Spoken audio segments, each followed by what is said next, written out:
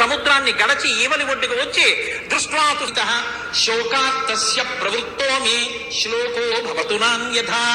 నా శోకము శ్లోకమైందయా. దీనికి 4 పాదాలున్నాయి, ఒక్కొక్క పాదానికి సమానంగా అక్షరాలున్నాయి. ఇది సంగీతానికి కట్టుబడుతోంది, తంత్రీలయ సమన్వితమైంది. దీన్ని వీణ మీద వాయించచ్చు, దీన్ని పక్క వాయిద్యాలతో గీతంగా ఆలాపన చెయ్యొచ్చు, పాట పాడచ్చు. దీనికి ఇన్ని లక్షణాలు ఎలా కుదిరే? నేను క్రౌంచ మిథునం చూసి బోయవాడు వేసిన బాణానికి బాధపడి అన్న శ్లోకం ఇంత అద్భుతంగా ఎలా వచ్చింది? ఆశ్చర్యపోతున్నారు. ఆశ్చర్యపోతూ కూర్చుని భరద్వాజుడితో మాట్లాడుతున్నారు. ఇంతలో గొప్ప తేజస్సు ఒకటి ఆశ్రమ వాకిట కనపడింది. ఏమిటని ఇటు తల తిప్పి చూశారు.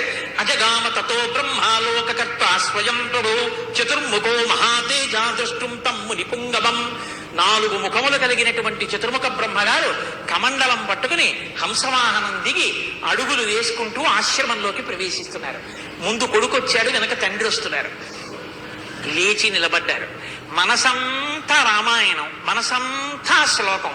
అనుకోకుండా చతుర్ముఖ బ్రహ్మగారి దర్శనం, పరమానందం. ఏమిటి ఒకదాని వెంట ఒకటి ఈ సన్నివేశాలు?